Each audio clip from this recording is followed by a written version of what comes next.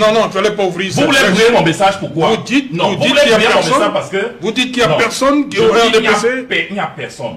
Parce que là, vous me parlez d'un tableau. La Joconde, c'est le tableau. Non, je ne parle pas du tableau de Michel-Ange. Non, je ne parle pas du tableau. Je veux dire. Vous avez dit que vous m'avez compris. On a dit le sourire de la Joconde. J'ai pas compris. Alors, pourquoi vous me ramenez au niveau du tableau? Ces gens-là, je veux vous dire qu'en réalité, au stade où nous sommes, le soleil, c'est Dieu. Vous comprenez? Quand quelqu'un vous dit que le président Paul Biya est comme le soleil, vraiment, on ne peut pas faire mieux que lui. Donc, je voulais dire quoi? Je voulais dire que... Attends, et puis, le problème de... Attendez, et quand votre camarade communicant dit que Paul Biya fait plus que Jésus... Bon, vous parlez de mon camarade communicant. Je vous parle... Plus que Jésus? Attendez, plus que Jésus? C'est là. Ne cherchez pas à brouiller mon message. Non, je ne brouille pas de message. Non, vous voulez brouiller mon message. Je parle des membres du gouvernement. Mon camarade qui dit Paul Biya fait plus que Jésus n'est pas membre du gouvernement. C'est lui qui a dit que les créatures alors. Voilà, je vous dis. Et les créatures. Et je vais même finir par là. Je vous dis que aucun serviteur du président Biya n'a été aussi zélé que le ministre Chiroma. Si vous contestez ça, je vais vous dire, si on décide aujourd'hui de compter 3 serviteurs les plus zélés du président de la République de l'histoire, là vous serez au moins d'accord avec moi, le ministre Chiroma en fera partie. Donc ces gens-là, on ne peut pas comprendre que les gens qui vous disent qu'ils veulent le changement viennent vous dire, voilà ce que nous voulons changer. C'est-à-dire que vous voulez changer le système par une créature zélée du système. C'est un problème. Ça donne le sentiment qu'en réalité, vous êtes en osmose avec le système. Ça donne le sentiment qu'en réalité, vous partagez entièrement tout ce qui a été fait depuis 1982. Et ce n'est pas une mauvaise chose, c'est une très bonne chose parce que depuis 1982, le président Biya a travaillé, il a fait de très belles choses pour ce pays.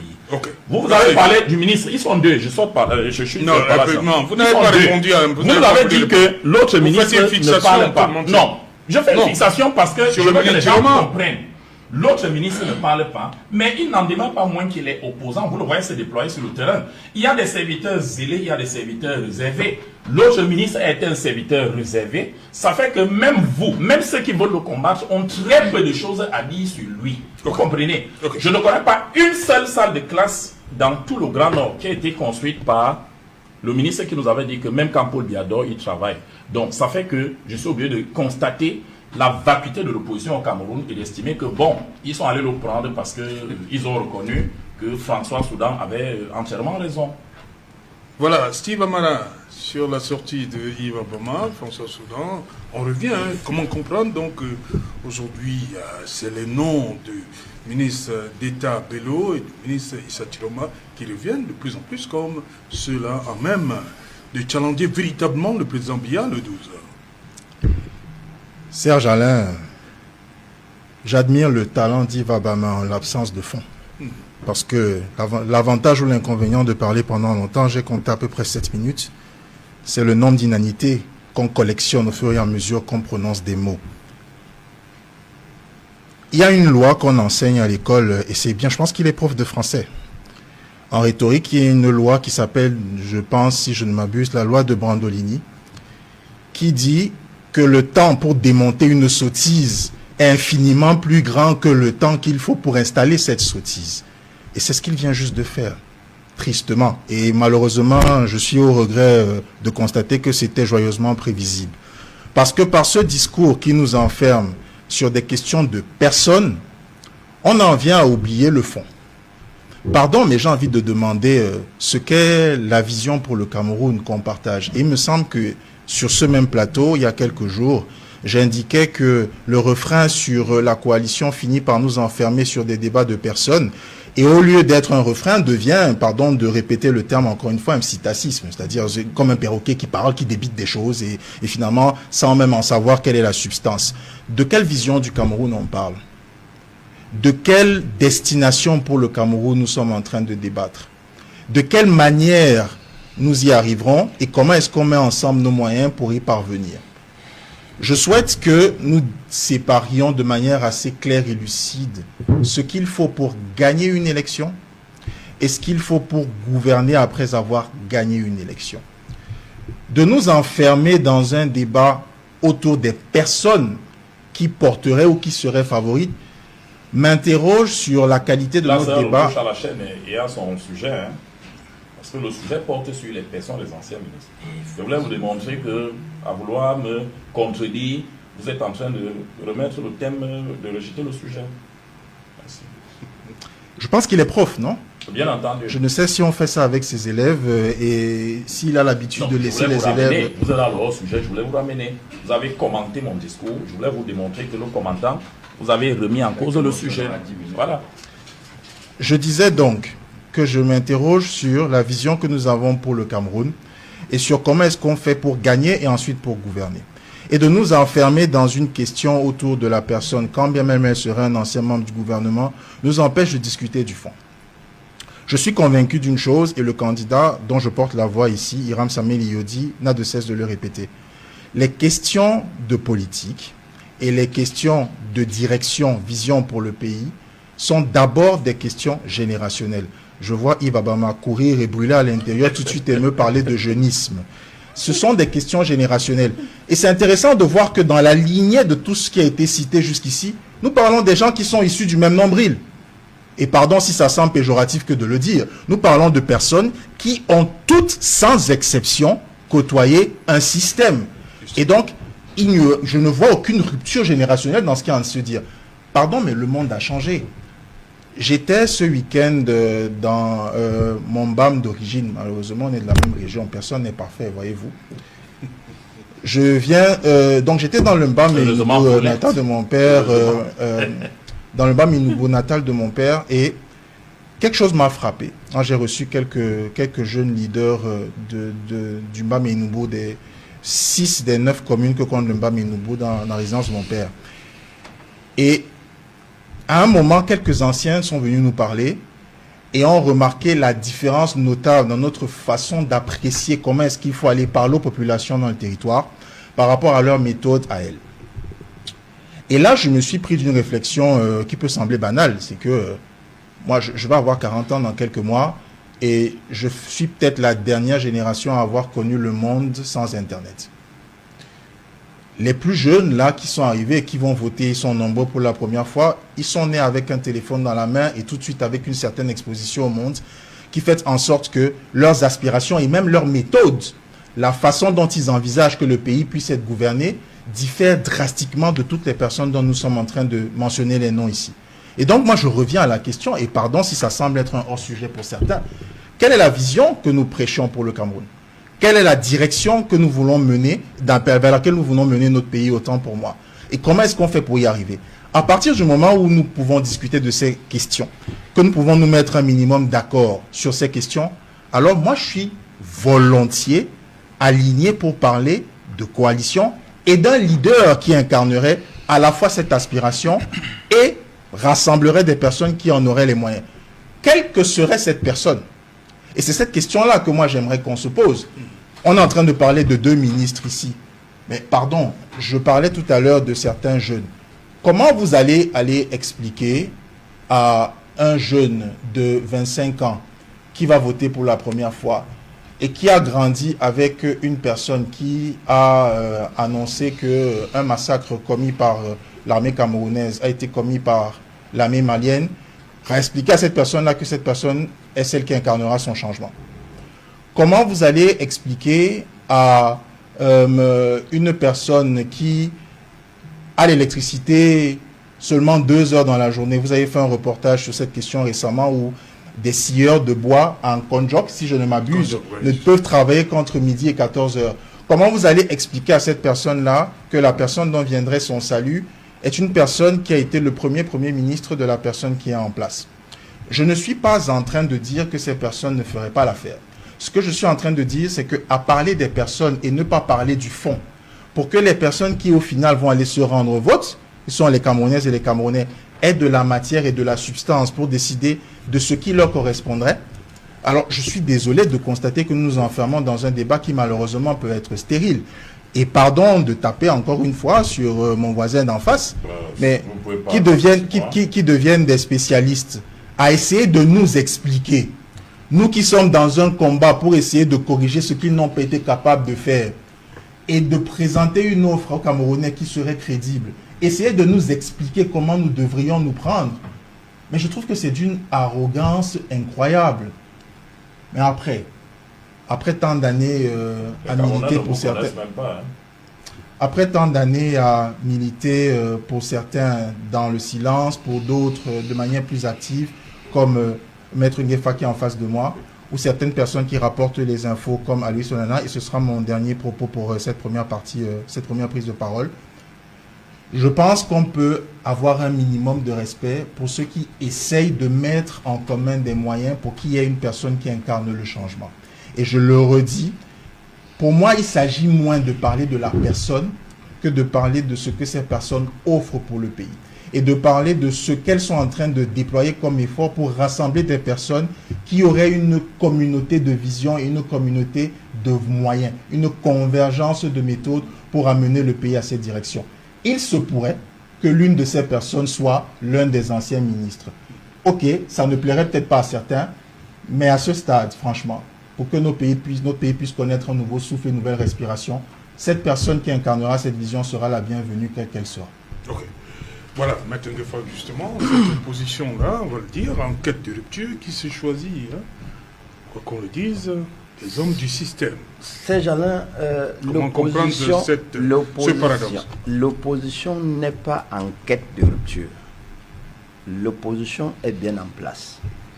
Et je vais juste parler en quelques phrases. Je prends mon distingué professeur de français Yves Abama à mes côtés. Professeur. Bon, professeur, c'est pour les universitaires. Chez moi, c'est messieurs. Ah, chez nous, au quartier, nous, on vous appelle professeur. Non, c'est messieurs Abama. Okay. Professeur, c'est pour mes formateurs. Ok, enseignant. Enseignant Yves Abama, ce qui est reproché, ce n'est pas le zèle, c'est l'excès de zèle. Si vous êtes enseignant sans zèle, vous êtes un médiocre enseignant. C'est l'excès de zèle qui est reprimé. Parce que l'excès de zèle te met au-dessus des règles. Tu te prends pour le tout. Heureusement, vous avez dit, M. Issa Chiroma est celui-là qui a toujours servi avec en premier zélé.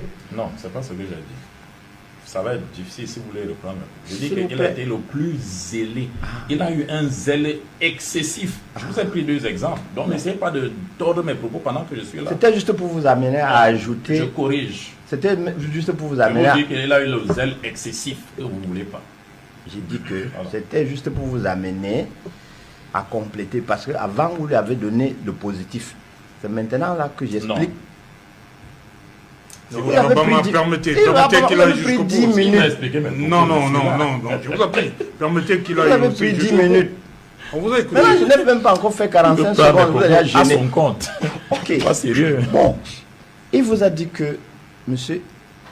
Issa Chiroma était le meilleur en son poste dans tous les gouvernements de Paul Biya qu'il a servi. Parce que c'était le plus en vue. C'est ce que j'ai dit. C'est-à-dire, c'est l'homme que tout le monde disait pourquoi ce monsieur il fait comme ça. Au quartier, être zélé, c'est que c'est un monsieur extraordinaire. Il ne fait pas comme tout le monde. Il ne fait pas comme on exige. Il sort de l'ordinaire. Il est extraordinaire. En français, de ceux qui ont l'adversité, ils utilisent zèle, excès de zèle, absolument zélé. Oui, parce que lui, il est en campagne. Si Yves n'était pas encore en campagne, il aurait compris le sujet. Donc, monsieur Issa Chiroma a le droit, a le devoir d'être zélé. Parce qu'il entre au gouvernement après avoir passé 6 ans pour rien en prison. Par celui-là qui le nomme et le surveille. C'est-à-dire il a commencé par où d'autres ont peur de terminer. Vous comprenez ça? C'est la loi de la nature. Quand vous commencez par la fin, vous avez encore peur de quoi? Il sait ce qui va arriver. Et pendant tout ce trajet, il n'a rien fait pour se rapprocher de là où il avait commencé. Il n'a absolument rien fait. À preuve, il n'était que simple ministre. Si vous connaissez l'expression de ministre, c'est-à-dire quand on dit va, il va. Quand on dit va mentir, il récite le texte de mensonge et comme on aime l'écouter, on l'écoute. Ce n'est pas lui qui parlait. En tant que professeur, vous devez savoir que ça parlait en lui. Maintenant qu'on connaît l'homme, on sait comment il est. Il a toute l'énergie, il a tout le savoir pour vaincre l'insolence ou bien la pourriture qui s'est installée. La question se pose. Pourquoi le dévolu est jeté sur lui? Une pensée commune dit si jeunesse pouvait. Hein? Ou bien si jeunesse savait, vieillesse pourrait. C'est ça. Lui, il a franchi la jeunesse. Il est ancien. Il sait comment ça marche. Et puis, n'oubliez pas, le président de la République, Paul Biya, a dit, le Cameroun, c'est le Cameroun. Ne dure pas au pouvoir qui veut, mais qui peut. C'est repris dans l'œuvre autobiographique du Minat, où il dit que le Cameroun, c'est un pays très, très complexe. Or, la jeunesse que nous voyons, elle a, s'il vous plaît, elle a toute l'intelligence. Elle a toute l'intelligence. Mais il lui manque l'expérience pour dénicher ou bien pour contourner ou bien pour déraciner tout le faux qui a été installé pendant ce parcours. Et si vous voulez connaître ce parcours, ce faux, lisez le gouverneur Mahamat Abakar. Le titre, c'est La fraude électorale. Si vous n'avez pas, je vais vous offrir un numéro. Vous allez voir comment votre système n'est pas à la portée des jeunes qui ont été formés à l'école du cartésianisme, à l'école de la vérité. Votre école, ce n'est qu'une école de fraude. Il faut donc quelqu'un qui connaît toute la fraude pour dépecer cette affaire. C'est pourquoi lui, et vous ne, je comprends pourquoi vous ne comprenez pas, c'est pourquoi lui dit qu'il veut 3, maxi 5 ans, pour déraciner, pour dessoucher. Non, déraciner, c'est le mot. Parce que dessoucher veut dire qu'il doit rester quand même quelques trous. Non. Il doit déraciner tout ce que Mahamat décrit là. Le faux que vous avez installé dans la République et qui vous permet de vous maintenir pendant 40 ans. C'est ça qui vous gêne. Parce que vous savez qu'il vous connaît.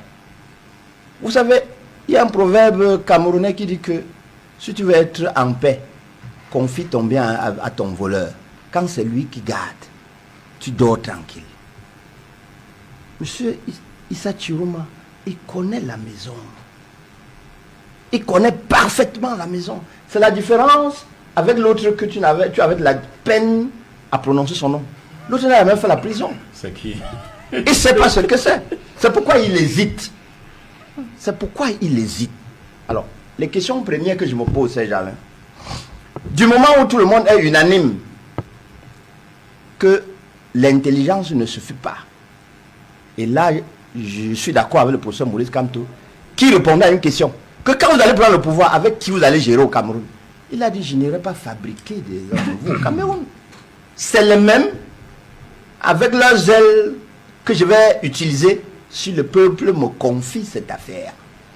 Je ne vais pas fabriquer des hommes nouveaux. Je ne vais pas fabriquer des hommes nouveaux. C'est les mêmes, avec leurs ailes, leur vision du monde, qui vont s'aligner sur mon programme politique. C'est avec eux que je vais faire. Monsieur Issa Chiroma est celui-là qui répond à tous ces critères. La question maintenant, la première question, parce que pour moi, le sujet est compris de tout le monde. Maintenant, il se pose beaucoup de problèmes. Le premier problème que je comprends, c'est sur les 11 opposants, lui, all eyes on him, et que les autres sont obligés de démissionner pour s'allier à lui. Comment Elekam va gérer la démission? Est-ce que Elekam va faire comme il avait fait par le passé pour créer l'embramini entre les électeurs de Akeremouna et ceux du MRC? Ça, c'est le premier problème.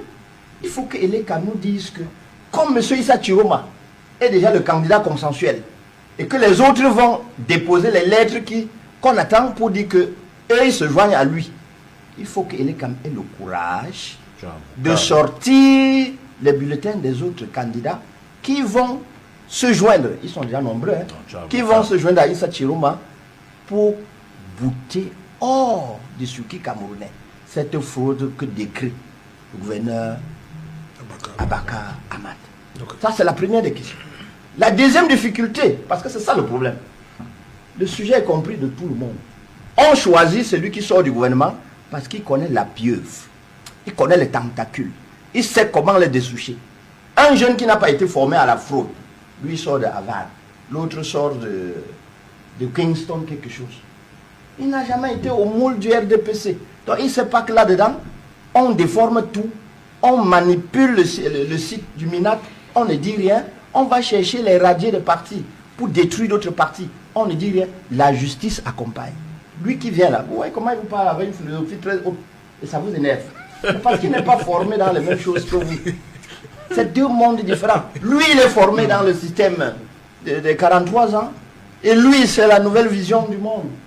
C'est pourquoi vous ne vous comprenez pas. Non, je vais le démontrer. Toi, tu comprends le son. Lui, il dit, mais comment celui-ci... Tout à l'heure, là, en français, il ne t'insultait pas. C'est qu'il s'est tourné de savoir qu'avec 208 poches, 2 yeux, une bouche, que tu réfléchisses comme tu réfléchis là. C'est-à-dire qu'il se demande si c'est la même école.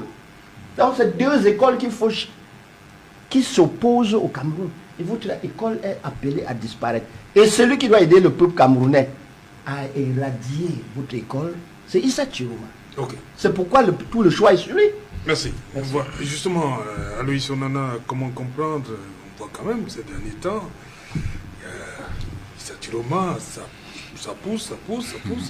Comment comprendre cette poussée, on va le dire comme ça, Issa Chiroma dans l'opinion publique? Et à l'ancien. En plus, comme je dis, ancien membre du gouvernement. Exact. Ils sont passés les opposants traditionnels. L'ancien président du Conseil italien, Giulio Andreotti, disait justement que le pouvoir use ce qu'il ne le détient pas. Je pourrais contextualiser et dire que le pouvoir en Afrique énerve ce qu'ils ne détiennent pas et qui par contre ont le pouvoir, donner le pouvoir au prince. Pour dire que depuis quelque temps, des voix s'élèvent. Elles viennent des intellectuels, elles viennent des artistes, elles viennent des avocats, elles viennent même de nombreux acteurs politiques qui ont trouvé que la personne idéale aujourd'hui qui puisse défendre les valeurs du Cameroun, la démocratie camerounaise, j'ai failli dire la démocratie à la camerounaise, ce qui serait mal dit, mais la personne aujourd'hui à même de défendre notre démocratie, c'est pour ces universitaires-là, c'est Issa Chiroma Bakary. Des tribunes ont été commises et qui justifient un peu les raisons qui amènent des uns des autres à choisir Issa Chiroma Bakary. Dans la liste des éléments qui sont émis, il y a l'économie camerounaise aujourd'hui qui va pratiquement sur des semelles en plomb. J'ai failli dire ajouter encore à cela quelques pointes. Ça fait très mal aux pieds. Donc, non seulement l'économie va sur les semelles en plomb, vous avez également l'état général du pays qui est carrément décrié de tout le monde, y compris dans les rênes même du gouvernement. Et donc, face à cela, ceux qui veulent ou aspirent au changement s'inspirent donc de ce qui s'est passé ailleurs. Lorsqu'on échange avec quelques acteurs politiques, ils vous rappellent l'épisode sénégalais en 2011 avec le mouvement M23 qui en avait après Abdoulaye Wade et qui avait donc constitué une coalition solide qui avait en son sein pratiquement une trentaine de partis politiques et puis à leur côté des acteurs importants de la société civile. Et donc ils se sont dit mieux vaut un peu copier ce qui se passe ailleurs et agir pour que un candidat au moins se démarque. Et donc ils ont jeté leur dévolu sur Issa Chiroma Bakary. L'une des raisons également qui est avancée, c'est que c'est la méthode des uns et des autres. Celle qui différencie Chiroma Bakary de BBM, Berboba, c'est au niveau de la démission. Quand Chiroma démissionne, cela est connu de tous, il y a même des documents qui circulent. Mais sauf que lorsque vous prenez le cas de BBM, il y en a qui estiment qu'il a beaucoup plus eu une mise à disponibilité, qu'il s'assimile donc à une espèce de un pied dedans, un pied dehors. Comme quoi il est avec l'opposition et en même temps il est avec le parti au pouvoir. Ça se justifie également, cela peut se justifier dans la réaction que réservent des membres de l'UNDP lorsqu'ils sont en face de leur établissement politique. Vous avez Pierre Flamon Gayab qui a essuyé des foudres, n'est-ce pas, de quelques membres de l'UNDP. Donc, quand on se rend compte que du côté de Chiroma, à la moindre cartade, tout de suite est puni. Je parle là de sa secrétaire, voilà. Et vous comprenez que ça ne fait qu'augmenter la cote de sympathie d'un Chiroma vis-à-vis du peuple camerounais. À cela s'ajoute beaucoup d'éléments qu'a évoqué Maître Ngefak quant à son passé dans des géoles. Justement, on a ce coutume de dire que lorsque vous avez vu, j'ai failli dire la chance ou la malchance, je préfère en doute la malchance parce que la prison c'est l'antichambre de la mort. Donc quand vous y avez été et que vous en êtes carrément ressorti, vous êtes différent.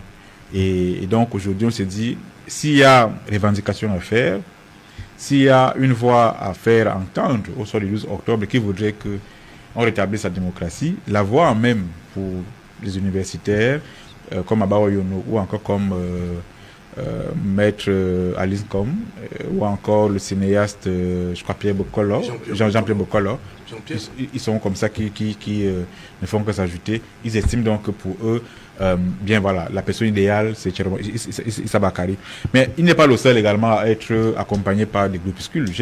Groupuscule, pour certains c'est un groupuscule. J'ai vu une tribune également de Cabral Libi qui estime que de son côté également il est accompagné par des artistes, des musiciens et des humoristes et des influenceurs. Donc aujourd'hui on est dans une espèce d'opposition opposée à l'opposition. Chacun estime que s'il y a une voix aujourd'hui qui mérite d'être soutenue par le peuple, c'est bien sa personne. Tantôt c'est Issa Bakary, tantôt c'est Cabral Libi. Maintenant, toujours est-il que le peuple aujourd'hui se rend compte que il a entre les mains un pouvoir qui lui est pratiquement congénital. Et là, il lui revient d'observer ces débats publics et de se faire son opinion. Et se dire que voilà, si on parle d'alternance, si on parle de changement, on va donc chez qui ils nous écoutent et ils font donc se faire leur religion. Maintenant, mais ce qui est persistant dans l'opinion, c'est que il y a un seul mot qui vient avec insistance et qui se dégage lorsque vous faites le tour des antennes communales de l'ECAM. L'affluence est excessive. Je n'ai jamais vu ça de mémoire de journaliste. L'affluence est excessive et lorsque vous posez quelques questions superficielles aux gens, ils vous disent on en a marre, on veut le changement. Et donc, on a envie de voir entre les lignes, c'est de ruer vers la quête des cadres électorales un désir sous-jacent, voilé, de rompre avec un système. Et donc, qu'est-ce qui fait que les Camerounais, au lieu de ressortir les lèpres de tous les candidats, s'appesantissent beaucoup plus sur un seul candidat. Parce que uniquement des lèpres. Parce que depuis que ça a commencé, j'attends qu'on me sorte un peu les lèpres de Bello Maïgari. Il n'y en a pas. J'entends qu'on me sorte un peu les lèpres de Cabral Libi sur la place publique. Il n'y en a pas. Issa Chiroma, c'est aujourd'hui le nouveau Maurice Kamto. Bon, celui sur qui on tire là. Bien. Oui, en quelque sorte, parce que lorsque je vois le parallélisme que parce que à l'époque, quand on était encore supposé comme étant faisant partie des candidats, tout de suite, il y en avait qui sont pratiquement au quotidien lui jeter carrément les boules puantes. Donc voilà, quand on essaie un peu de voir que hier c'était Maurice Kamto qui recevait des bulles puantes, aujourd'hui, tout de suite on comprend qu'il y a un seul candidat qui reçoit ces bulles-là. On peut établir ce parallélisme qui peut donc être battu en brèche, c'est seulement si on le fait avec l'ensemble. Vous avez vu tout à l'heure, j'ai parlé de 2 membres du gouvernement, tout le monde s'est connu. Évidemment, parce que personne ne parle du bilan calamiteux, en quelque sorte. Oui, vous m'avez entré là-dedans et je vous ai donné un certain nombre d'éléments qui font qu'on parle de lui. Oui. Les candidats, il y a certains candidats que l'opinion ne connaît pas. La preuve, jusqu'ici, certains sont en pré-campagne. Quand ils sont sur le terrain, là, bon, mon frère d'en face qui est là-bas, je ne sais pas si vous avez vu couvert un meeting de son candidat. Il y a bien sûr, à aider. C'était quand? Aider. Bon, moi, je ne m'en souviens pas. Non, vous l'avez